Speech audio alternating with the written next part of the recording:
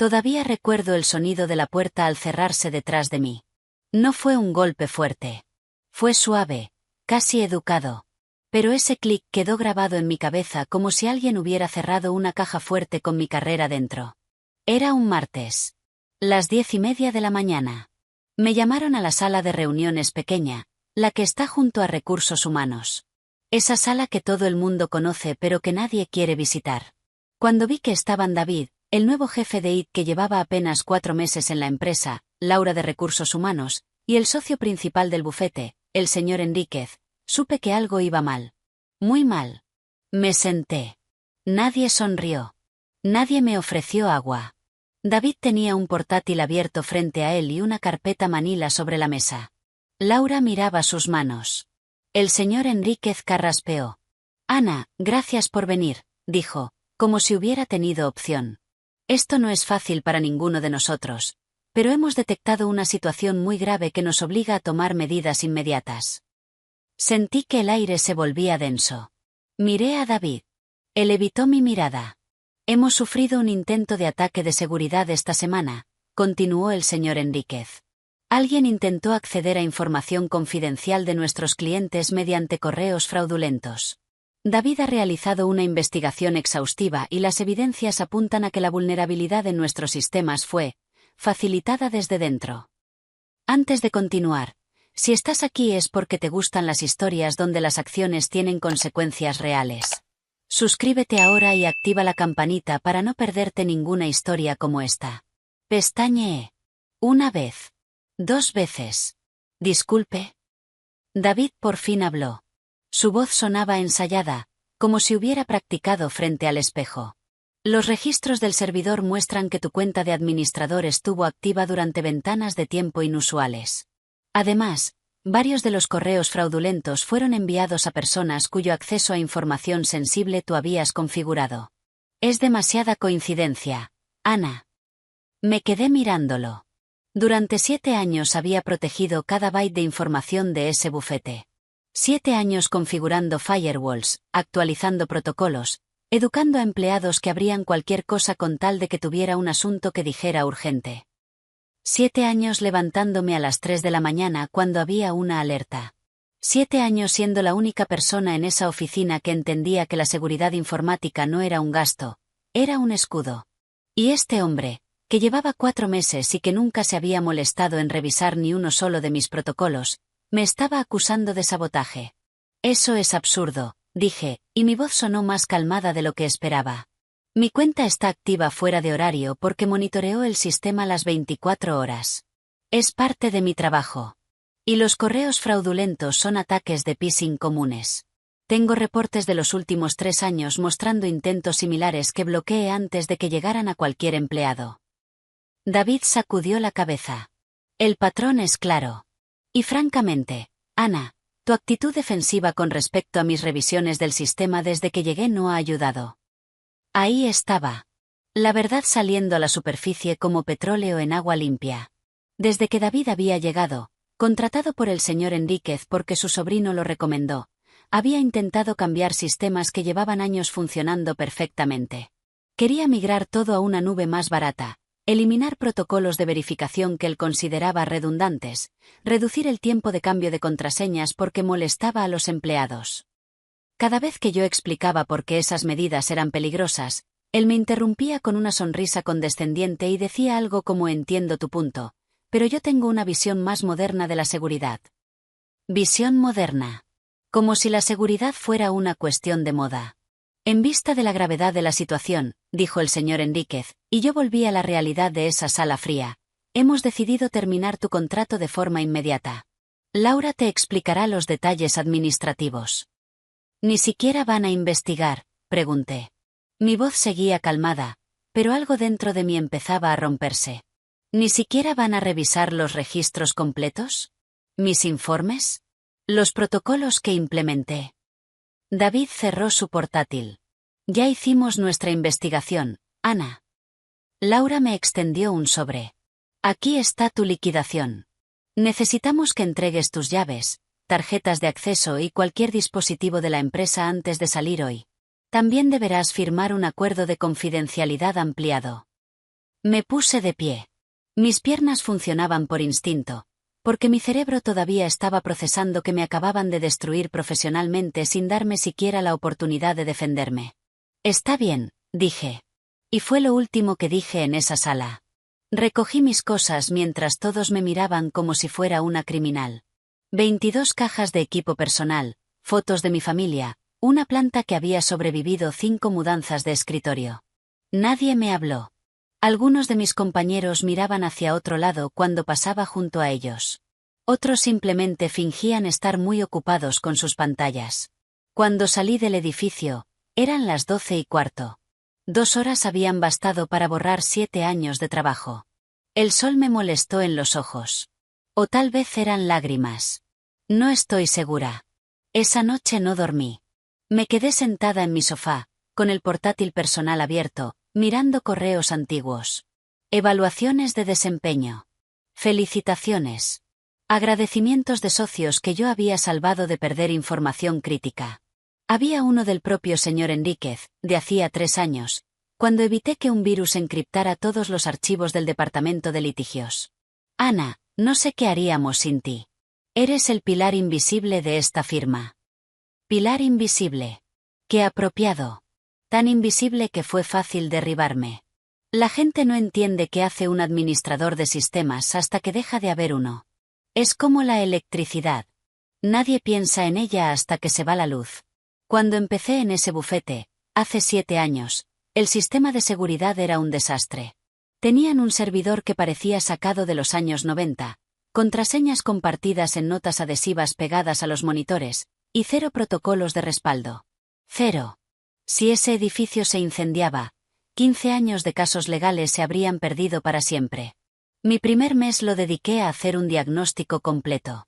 Encontré 17 vulnerabilidades críticas. 17 puertas abiertas de par en par por las que cualquier persona con conocimientos básicos de hacking podría haber entrado, robado información de clientes multimillonarios, y vendido esos datos al mejor postor. Les presenté un plan de 5 fases. Me dieron un presupuesto ridículo y 3 meses. Lo hice en 2. Implementé un sistema de respaldos automáticos triple, uno en servidores locales, uno en la nube cifrada, y uno físico en discos externos que rotaba semanalmente. Configuré autenticación de 2 factores para todas las cuentas con acceso a información sensible. Creé protocolos de verificación para correos sospechosos. Instalé sistemas de detección de intrusos que me alertaban en tiempo real si algo raro ocurría. Y lo más importante, eduqué. Cada mes daba una sesión de capacitación. Explicaba, con paciencia infinita, por qué no debían abrir adjuntos de remitentes desconocidos. Porque sus contraseñas no podían ser 123.456 o el nombre de su perro. Porque conectar memorias USB encontradas en el estacionamiento era una pésima idea. Algunos me escuchaban. Otros me ignoraban. Y luego venían llorando cuando casi caían en una estafa. Como la vez que el socio Martínez casi transfiere $500,000 a un estafador que se hizo pasar por un cliente. El correo era perfecto. Logo idéntico, firma digital, lenguaje legal impecable. Pero yo había implementado un protocolo.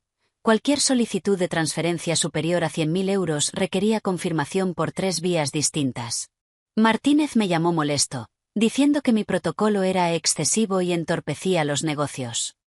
2 horas después me llamó de nuevo, con voz temblorosa, para agradecerme.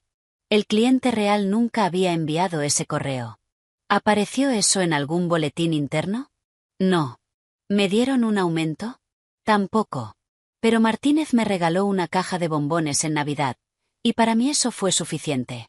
Porque yo no hacía mi trabajo por reconocimiento. Lo hacía porque era lo correcto. Había pasado incontables noches revisando logs, buscando patrones anómalos, actualizando parches de seguridad que nadie más sabía que existían. Mientras los abogados dormían tranquilos, yo estaba despierta, vigilando. Como un guardián nocturno que nadie ve pero que todos necesitan. El sistema que construí era robusto. No perfecto, porque nada lo es, pero sí increíblemente sólido. Había capas sobre capas de protección. Si un ataque superaba la primera barrera, había 5 más esperando. Y David quería desmantelarlo. Empecé a recordar las conversaciones que habíamos tenido en esos 4 meses. La vez que quiso eliminar el sistema de respaldo físico porque ocupaba espacio y nadie usa discos duros ya. Le expliqué que era nuestra última línea de defensa si tanto el servidor local como la nube eran comprometidos. Me miró como si estuviera hablando de escenarios apocalípticos de ciencia ficción. O cuando propuso usar un servicio de nube más barato, sin cifrado de extremo a extremo, porque ahorrábamos un 30% mensual. Le mostré casos de bufetes que habían perdido información de clientes por usar servicios no certificados. Me dijo que yo era resistente al cambio. ¿Resistente al cambio? No. Resistente a la estupidez. Tal vez. Pero David tenía el título más reciente. El diploma más brillante. El currículum lleno de empresas con nombres reconocidos. Y yo solo tenía 7 años de experiencia silenciosa manteniendo a flote un barco que nadie sabía que tenía agujeros. En el mundo corporativo, especialmente cuando eres mujer en tecnología, puedes ser brillante y dedicada y esencial, pero si no eres ruidosa, si no vendes tu trabajo como si fueras tu propio agente de relaciones públicas, te vuelves invisible. Y lo invisible es prescindible. Esa fue mi lección. Una que aprendí del modo más doloroso posible. Los primeros días después del despido fueron extraños. Me despertaba a las 6 de la mañana por pura costumbre, alcanzaba mi teléfono para revisar las alertas del sistema, y entonces recordaba que ya no era mi problema. Ya no era mi problema. Esa frase se repetía en mi cabeza como un mantra. Debería haberme tranquilizado. En cambio, me aterrorizaba. El viernes de esa misma semana, 3 días después de mi despido, recibí un mensaje de texto de Claudia, la recepcionista. Claudia siempre había sido amable conmigo. Me traía café cuando trabajaba hasta tarde y me preguntaba por mi familia. Ana, sé que no debería escribirte, pero quiero que sepas que muchos aquí no creemos lo que dicen de ti. Esto es injusto. Le agradecí. No sabía qué más decir. Luego añadió, las cosas están raras aquí. David cambió un montón de configuraciones ayer. Nadie entiende bien qué hizo, pero varios no pueden acceder a ciertas carpetas. Sentí un escalofrío. El lunes siguiente, una semana después de mi salida, mi antiguo compañero de sistemas, Tomás, me llamó. Tomás era el técnico de soporte, el que arreglaba impresoras y reseteaba contraseñas. Buen chico, pero sin conocimientos profundos de seguridad. Por eso yo siempre había manejado la parte crítica. Ana, su voz sonaba tensa. Sé que no debería llamarte, pero necesito ayuda. David eliminó varios de tus protocolos y ahora el sistema de respaldos no está funcionando. Le dije que algo andaba mal, pero me dijo que tú habías configurado todo de forma innecesariamente complicada y que él lo simplificó. ¿Qué eliminó exactamente?, pregunté, aunque una parte de mí no quería saber. No estoy seguro. Algo sobre verificaciones redundantes, y dijo que el respaldo triple era excesivo, que con uno bastaba. Ana, es grave. Me quedé en silencio. En mi cabeza veía el sistema como una estructura. Vigas, columnas, cimientos. Y David estaba quitando piezas pensando que eran decorativas, sin entender que cada una sostenía algo crítico. Tomás, escúchame bien. Ese respaldo triple existe porque si falla uno, los otros 2 te salvan. Si falla el principal y solo tienes uno más, y ese también falla, pierdes todo. Todo. ¿Entiendes? Mierda. Dile a David que restaure los protocolos. Ahora. Ya lo intenté. Me dijo que no me metiera en cosas que no entiendo. Quise reír. O llorar. No estaba segura. No hay nada más que pueda hacer, Tomás. Ya no trabajo ahí. Si David no quiere escuchar, alguien más tendrá que convencerlo. Habla con el señor Enríquez. Muéstrale los reportes de configuración anteriores que están en el servidor. Está bien. Gracias, Ana. Colgó. Me senté en mi cocina, con una taza de té frío entre las manos, y supe con absoluta certeza que algo terrible iba a pasar. No era intuición. Era lógica pura. David había desmantelado las defensas pensando que eran obstáculos. Ahora la fortaleza era una casa de cartón. Y yo no podía hacer nada. Esa fue la peor parte. No la injusticia de mi despido. No la humillación. sino saber que había dejado algo que amaba en manos de alguien que no entendía su valor. Intenté distraerme. Actualicé mi currículum. Contacté a antiguos colegas. Publiqué mi perfil en portales de empleo. Pero cada noche, antes de dormir, pensaba en ese sistema. En los 180 empleados que confiaban en que sus datos estaban seguros. En los miles de clientes cuyos secretos legales estaban almacenados en esos servidores. David había cruzado una línea. No por malicia, sino por arrogancia. Y la arrogancia, en el mundo de la seguridad informática, es más peligrosa que cualquier virus. El martes de la segunda semana, 11 días después de mi despido, dejé de recibir mensajes. El silencio fue absoluto. Pensé que tal vez las cosas se habían calmado. Que tal vez Tomás había logrado que escucharan. Que tal vez me estaba preocupando sin razón. Qué ingenua fui. El día 12 después de mi despido, a las 11 de la mañana, mi teléfono explotó. No literalmente, pero bien podría haberlo hecho. Mensajes, llamadas, notificaciones de LinkedIn, incluso un correo electrónico de una periodista preguntándome si quería comentar sobre el incidente de seguridad en el bufete Enríquez y Asociados. Mi corazón se detuvo. Busqué noticias. Ahí estaba, en un portal local de tecnología. Prestigioso bufete legal sufre ataque de ransomware masivo. Información de clientes comprometida. Ransomware. La pesadilla de cualquier administrador de sistemas. Seguí leyendo. El ataque había ocurrido durante la noche. Cuando los empleados llegaron por la mañana, todas las pantallas mostraban el mismo mensaje. Sus archivos estaban encriptados. Para recuperarlos, debían pagar 200.000 euros en criptomonedas en las próximas 72 horas. Si no pagaban, los archivos serían publicados en la Internet oscura. 15 años de casos. Estrategias legales. Acuerdos confidenciales. Testimonios protegidos. Todo encriptado. Inaccesible. Me temblaban las manos. Sabía exactamente cómo había pasado. Los atacantes habían entrado por alguna vulnerabilidad que mis protocolos habrían detectado. Tal vez un correo de phishing que pasó porque David eliminó mis filtros avanzados.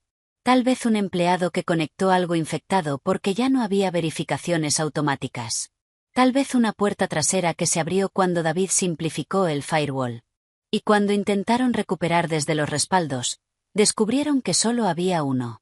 Uno que probablemente también estaba comprometido o desactualizado porque David no entendía que los respaldos deben ser automáticos, frecuentes y aislados. Mi teléfono sonó. Era un número desconocido. Dudé. Contesté. ¿Ana? Soy Roberto Enríquez. El socio principal. El que me había despedido 12 días atrás sin pestañear. Señor Enríquez. Ana, sé que las circunstancias de tu salida fueron complicadas. Pero necesito tu ayuda. Urgentemente. Me reí. Fue una risa seca, amarga, que me sorprendió incluso a mí. ¿Mi ayuda? ¿La ayuda de la mujer que supuestamente facilitó vulnerabilidades en su sistema? Silencio del otro lado. Ana, por favor. Estamos desesperados. Hemos perdido acceso a todo. 15 años de trabajo. Tenemos juicios programados para esta semana con información que ya no podemos acceder. Clientes llamando, amenazando con demandarnos. Si no recuperamos esto pronto, la firma quebrará. ¿Y David? Su experto en seguridad moderna. Más silencio. David. David no sabe cómo solucionarlo. Dice que los respaldos no funcionan. Que el sistema es demasiado complejo. Que tú lo configuraste de forma extraña y que él no puede. No puede deshacer el desastre que causó. Terminé la frase por él. Por favor, Ana. Pondré tu precio. Lo que quieras. Pero necesitamos recuperar esa información. Cerré los ojos. Parte de mí quería colgar. Quería que sintieran el mismo desamparo que yo sentí cuando me echaron sin defensa. Quería que entendieran lo que habían perdido. Pero otra parte de mí, la parte que había pasado 7 años protegiendo ese lugar, pensaba en Claudia. En Tomás. En los empleados que no tuvieron nada que ver con mi despido y que ahora sufrían las consecuencias. En los clientes que confiaron sus secretos más oscuros a ese bufete. No voy a ayudarles, dije finalmente. Ana, Por favor. Pero les voy a dar un consejo gratuito. Contraten a una empresa especializada en recuperación de ransomware. Hay varias en la ciudad. No paguen el rescate hasta que un experto evalúe si es posible recuperar algo. Y dígale a David que revise los logs de acceso de las últimas 2 semanas. Si tuvo suerte, tal vez encuentre el punto de entrada. ¿Y los respaldos? Si David eliminó mis protocolos de respaldo triple como creo que hizo, y si no mantuvo al menos uno aislado de la red, entonces no hay respaldos útiles. Lo siento. Colgué. Las siguientes horas fueron surrealistas. Antiguos compañeros me escribieron. Algunos disculpándose. Otros preguntando si era cierto que yo podía ayudar. Un par insinuando que tal vez yo había tenido algo que ver con el ataque, como una venganza. Eso último dolió más de lo que esperaba. La periodista volvió a escribirme. Le di una declaración breve. Implementé sistemas de seguridad robustos durante 7 años. Mi salida de la empresa fue abrupta y no participé en ninguna transición formal de protocolos. No tengo más comentarios. Profesional. Neutral. Devastador. Porque la verdad estaba implícita. Si hubiera habido una transición adecuada, si hubieran valorado mi trabajo lo suficiente como para documentarlo correctamente, tal vez esto no habría pasado. 3 días después del ataque, otro artículo. El bufete había contratado a una empresa de seguridad externa. Los expertos confirmaron que los respaldos estaban incompletos y que el último respaldo íntegro era de 2 semanas antes, justo antes de mi salida. Habían perdido 2 semanas de trabajo y varios archivos críticos de casos nuevos. La empresa de recuperación logró descifrar una parte de los archivos, pero no todos. El daño era permanente. El bufete emitió un comunicado. Estaban notificando a todos los clientes afectados. Ofrecían servicios de monitoreo de crédito gratuito. Habían reportado el incidente a las autoridades de protección de datos. Y David había renunciado. No lo despidieron. Renunció. Probablemente con una buena carta de recomendación y sin mancha en su historial. Mientras yo cargaba con la acusación inicial de haber facilitado vulnerabilidades. La injusticia era como un peso constante en mi pecho. Pero algo estaba cambiando. Porque mi teléfono seguía sonando, pero ahora eran otras personas. Reclutadores. Directores de tecnología de otras empresas. Alguien había compartido mi perfil en LinkedIn mencionando mi experiencia en ese bufete, y de repente era visible. Una de esas llamadas cambió todo. Ana Méndez. Soy Patricia Solís, directora de tecnología de Cordero y Partners. Cordero y Partners. El bufete internacional más grande del país. Oficinas en 12 ciudades. Más de 800 empleados. He estado siguiendo la situación en Enríquez y Asociados, continuó Patricia. Y he revisado tu historial. Me gustaría hablar contigo sobre un puesto que estamos creando. 3 semanas después estaba sentada en una oficina luminosa en el piso 22 de un edificio del centro. Patricia estaba frente a mí, junto con otros 2 directores. Queremos crear un departamento de seguridad informática dedicado, explicó Patricia. No un técnico que arregla impresoras y de paso monitorea el sistema. Un departamento real, con presupuesto, con equipo, con autoridad. Y queremos que tú lo lideres. Me quedé mirándola. Leí tus reportes, dijo, deslizando una carpeta hacia mí. Eran copias de mis evaluaciones anuales de Enríquez y Asociados, que alguien había filtrado. 7 años de trabajo impecable. Ni un solo incidente grave. Múltiples amenazas neutralizadas. Y cuando quisiste implementar mejoras, te dieron presupuestos ridículos y aún así lo lograste. ¿Cómo consiguió esto?, pregunté. Patricia sonrió. Tenemos buenos abogados. Y gente que valora el buen trabajo cuando lo ve. Lo que le pasó en Enríquez fue injusto, Ana. Y francamente, fue estúpido de su parte. Su pérdida es nuestra ganancia. Me ofrecieron un salario 40% superior al que tenía. Un equipo de 4 personas bajo mi supervisión. Presupuesto aprobado para herramientas de última generación. Y algo que nunca había tenido, un asiento en las reuniones directivas. Voz y voto en decisiones tecnológicas. Acepté en el momento. Los primeros meses fueron intensos. Audité cada sistema, cada protocolo, Cada cuenta. Encontré problemas, pero nada catastrófico. Cordero y Partners había tenido buenos administradores antes, solo necesitaban estructura y cohesión. Implementé todo lo que había aprendido en 7 años, pero esta vez con recursos reales. Creé un protocolo de respuesta a incidentes. Entrené a los empleados en sesiones mensuales obligatorias. Establecí simulacros de ataques para identificar debilidades. Y documenté todo. Cada protocolo, cada configuración, cada decisión. Porque aprendí que el trabajo invisible solo existe si no dejas evidencia de él. 6 meses después de empezar en Cordero y Partners, Patricia me llamó a su oficina. Te tengo noticias, dijo. Enríquez y Asociados cerró. No pudieron recuperarse del ataque. La mayoría de sus clientes se fueron. Tuvieron múltiples demandas por negligencia en protección de datos. Esperaba sentir satisfacción. Victoria. Algo. En cambio, sentí tristeza. Por las personas buenas que perdieron su trabajo.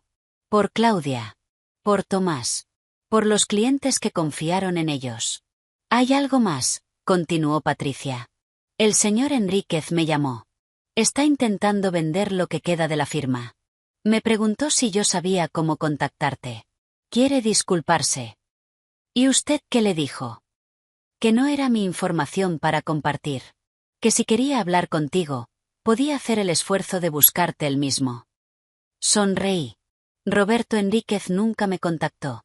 Tal vez se dio cuenta de que no había palabras suficientes. O tal vez simplemente siguió adelante, como todos hacemos eventualmente. Yo también seguí adelante. 1 año después del ataque, Cordero y Partners sufrió un intento de ransomware. Pero esta vez fue diferente. Mis sistemas detectaron la amenaza en menos de 10 minutos.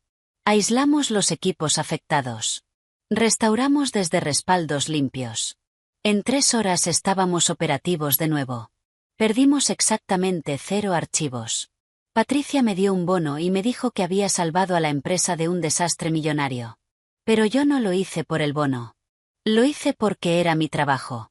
Porque alguien tenía que ser el guardián invisible. Y esta vez, ese alguien era respetado. Ahora, 2 años después de aquel martes terrible, lideró un equipo de 12 personas. Doy conferencias sobre seguridad informática en congresos. Otras empresas me consultan cuando tienen problemas. Mi nombre ya no es invisible. A veces pienso en David. Me pregunto si aprendió algo. Si entiende ahora que la seguridad no es sobre ser moderno o hacer las cosas más simples. Es sobre ser meticuloso, paranoico incluso, y estar dispuesto a ser el aguafiestas que dice no cuando algo es demasiado arriesgado. Otras veces pienso en ese sistema que construí durante 7 años en Enríquez y Asociados. El que desmantelaron en 2 semanas. Y me duele todavía, como un músculo que sanó mal. Pero también me recuerda algo importante. Tu trabajo solo tiene el valor que otros le dan. Puede ser brillante y dedicado y esencial, pero si trabajas en un lugar que no reconoce eso, eventualmente te destruirán. No por maldad. Simplemente porque no ven lo que haces. Y lo que no se ve, no se valora. La lección más dura que aprendí es que no puedes proteger a las personas de sí mismas. No puedes obligar a nadie a valorar tu trabajo. No puedes evitar que tomen malas decisiones, incluso cuando las consecuencias son obvias para ti. Solo puedes hacer tu trabajo lo mejor posible, documentarlo, y tener la dignidad de irte cuando te tratan como si fueras prescindible. Porque aquí está la verdad que nadie dice. Todos somos reemplazables. Pero algunos reemplazos son desastrosos. Y cuando una empresa aprende esa lección de la manera difícil, ya es demasiado tarde. Cada tanto, cuando estoy revisando logs a las 3 de la mañana, pienso en ese clic. El sonido de la puerta cerrándose detrás de mí hace 2 años. Y me doy cuenta de que no fue el final de nada. Fue el principio. El principio de entender mi propio valor. El principio de exigir respeto. El principio de trabajar en lugares que ven a las personas, no solo a empleados intercambiables. Mi nombre es Ana Méndez. Durante 7 años fui el pilar invisible de un bufete legal. Me acusaron injustamente, me despidieron sin investigar, y vieron su mundo colapsar 12 días después. Pero yo no colapsé. Me reconstruí. En un lugar mejor, con personas mejores, haciendo el trabajo que amo con el reconocimiento que merezco. Y esa, al final, es la mejor venganza, no necesitar venganza en absoluto. Solo seguir adelante, ser mejor, y dejar que la vida se encargue del resto. Porque la vida siempre lo hace. Si esta historia resonó contigo, dale like, suscríbete y compártela con alguien que necesite escucharla. Todos hemos estado en lugares donde no nos valoraron. Déjame un comentario. ¿Alguna vez te infravaloraron en un trabajo? ¿Qué pasó después? Tu historia también importa.